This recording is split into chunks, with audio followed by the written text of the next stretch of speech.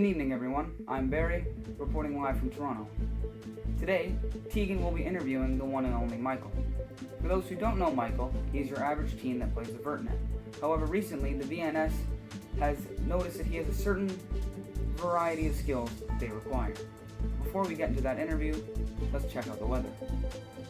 Ontario is hitting some record low temperatures this week, staying in the high negatives throughout the first week of April.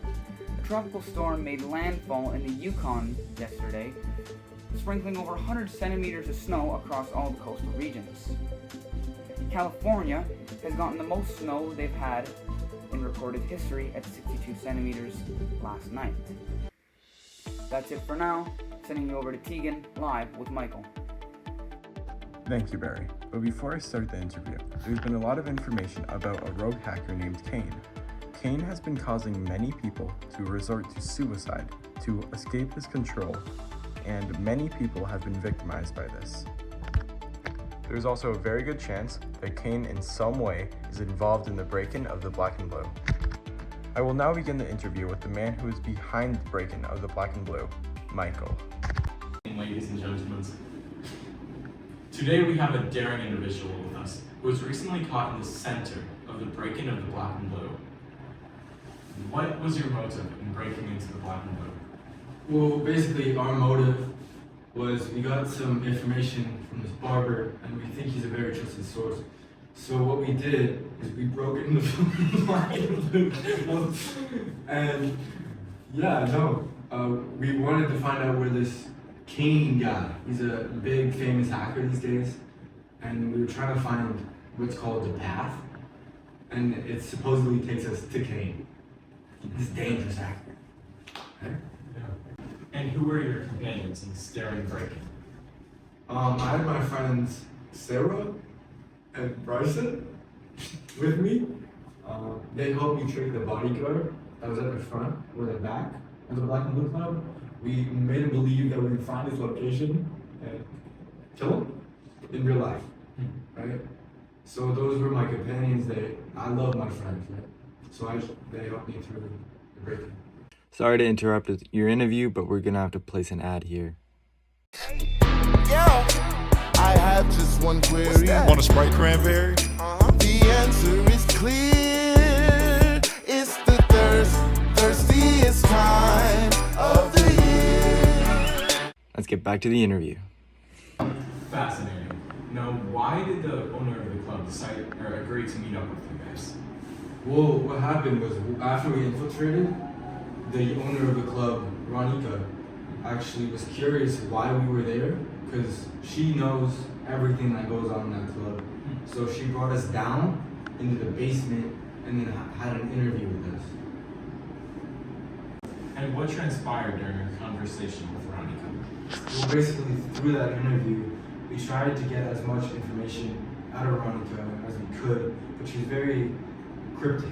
She didn't really want to give us that information. And do you think the rogue, like the killer AIs that were breaking into the Black and Blue are related to the rogue hacker Kane by any chance?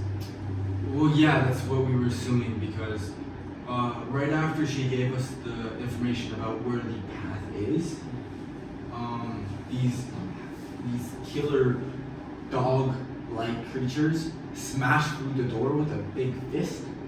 It was out of nowhere, right? And then this piercing sound filled the room, and we just fell to the floor. And so what we did was she had this little room in the corner under a hatch. So we crawled in there, and we just waited it out. Ronika was found missing after the event with the killer AIs. Do you know anything that could have happened to her? Well, when we tried to escape this hatch, we bolted for the door, and the Killsims chased after us through the door, got on top of me and Ronika, and then my two friends tried to fight them off, and then by the time we found out how to kill these Killsims, she was already dead. She was deceased. She turned into these blue butterflies, like slowly disappearing. It was Additional information regarding this event. Yes, we found out later after when you get killed by the Sims, the Kill Sims, you die in real life. Thank you so much, Tegan, for that amazing interview with Michael. We'll be back after the short ad break to see what Demi has to say on this situation. Whopper, Whopper, Whopper, Whopper, Junior, Double, Triple, Whopper, Impossible or Bacon Whopper, I rule this day. And BK, have it your way. Good evening. I'm the mood analyst, and today for you I've got the beat songs that I feel capture the mood of the story. The first song I've got for you today is Midnight, and it's by James Horner.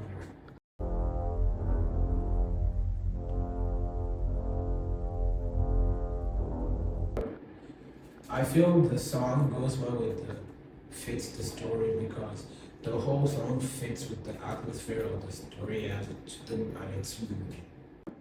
The second song I have for you today is Going In, and it's by Mark Streetenfeld.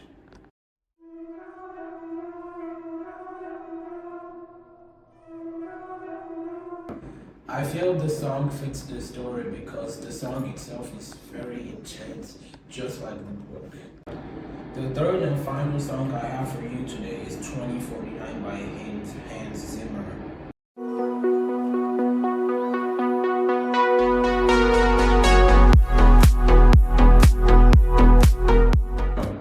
That's all I have for you today.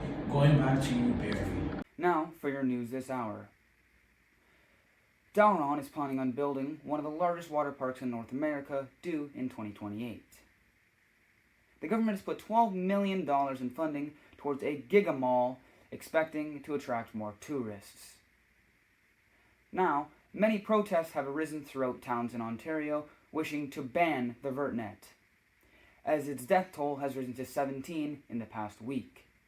Many say they've taken it too far. Others say it's just begun. 2 transport trucks collided on the 401 this morning, saying the roads were icy, causing a 36-car pileup with a death toll of 24 so far and rising. That's it for your news this hour. Signing off.